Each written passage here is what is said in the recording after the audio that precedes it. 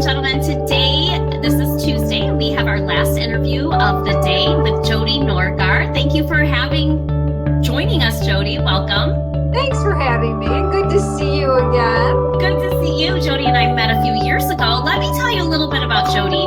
She has a wealth of, I told her it's going to be hard to introduce her because she's done so many wonderful things, but she is actually the founder of Dream Big Toy Company, and she's the creator of a fantastic product for girls.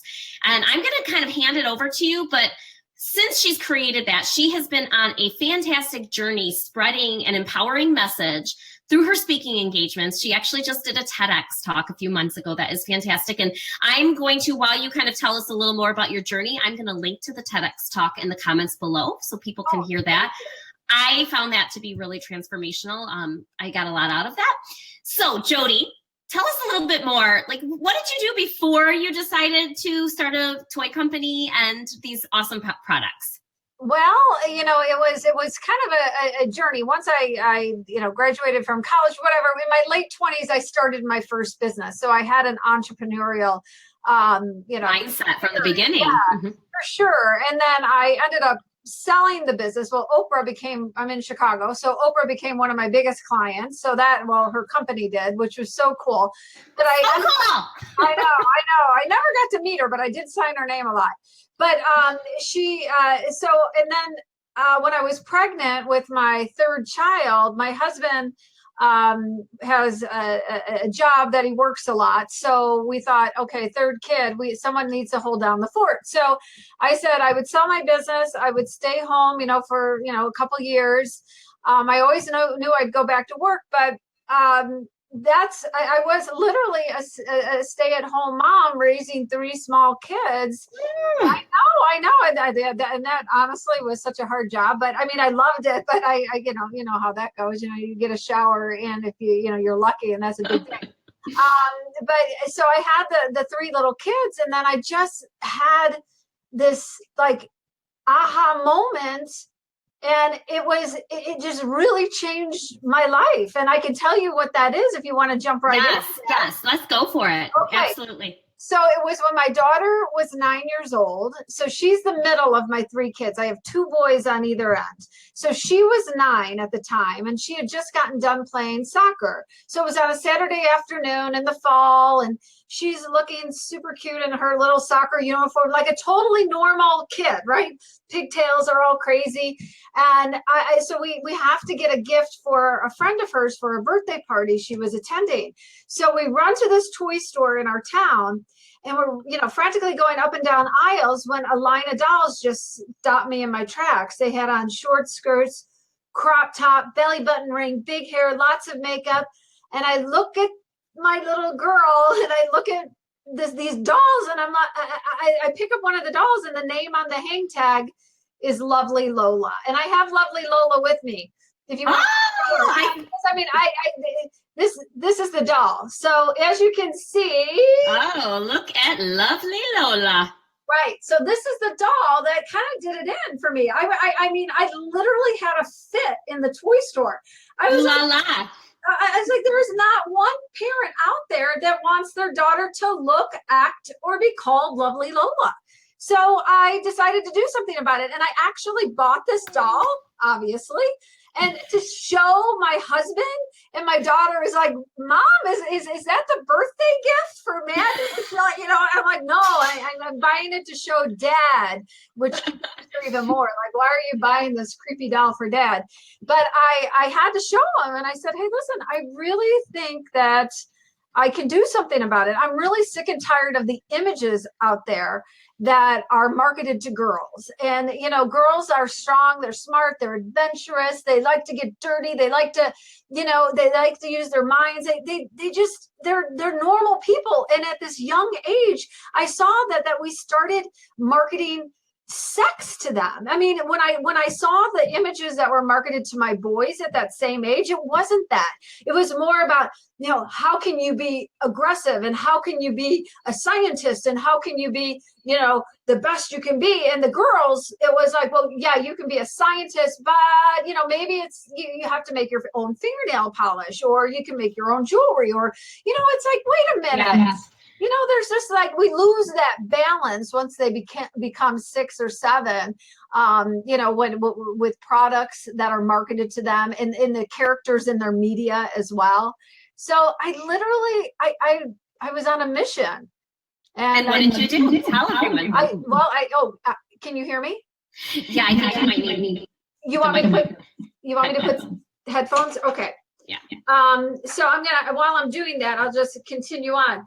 But so I decided to create a product that encouraged girls to be healthy physically, mentally, and emotionally through sports and physical activity. And it's called the Go-Go Sports Girls. So hold on one second. I should tell you all, her product has been featured like on the Today Show. And I mean, this was like no small adventure for Jodi. No, I did not realize the battle that I was about to take on. It was incredible. So I designed the Go-Go Sports Girls, and I have one right here. Hold on. We have a Go-Go Sports Girl. I know you do. I know you do. So this is Dancer Girl, right? So when I designed the dolls, I knew nothing about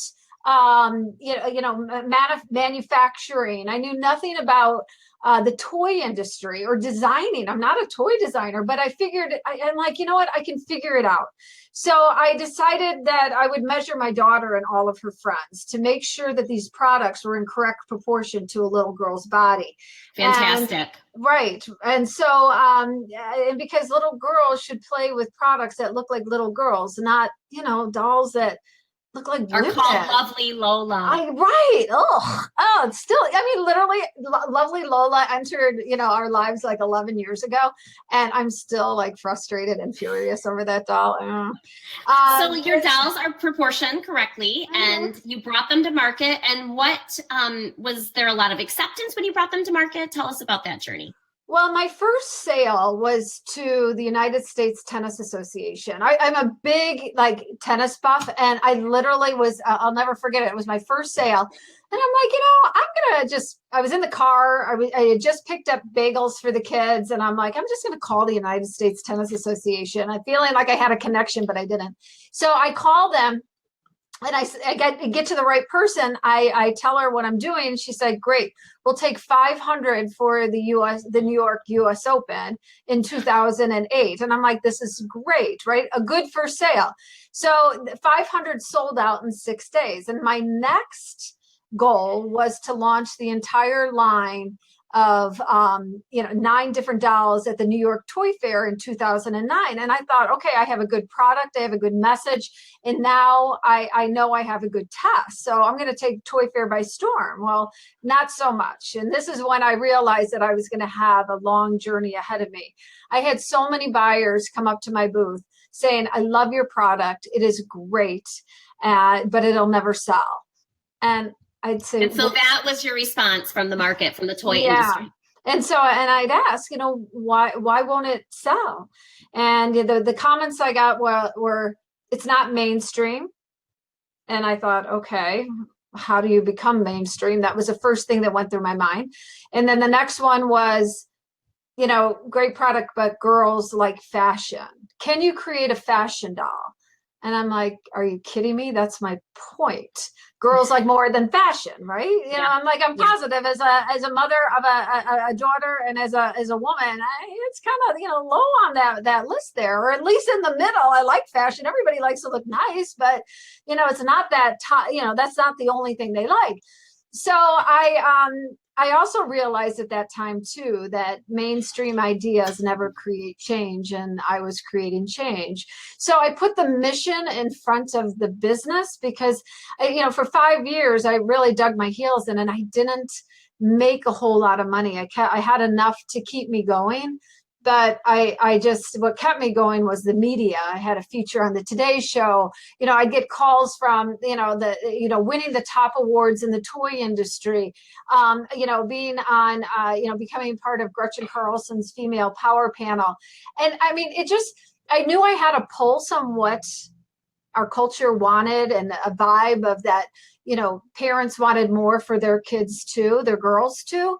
And so I dug in there, my heels in, and I didn't give up. I persisted. And that's what I was gonna pause and say to everyone listening, to the parents, educators, and caregivers listening. Jodi's talk is to show you persistence and the power that can come from putting a mission behind what you're doing, which I feel very passionate about what you're doing, because I have a huge mission behind my business, and that always came first. The sales always came second. And I think what you're doing for your children in your home, I'm sure they're seeing the persistence. But what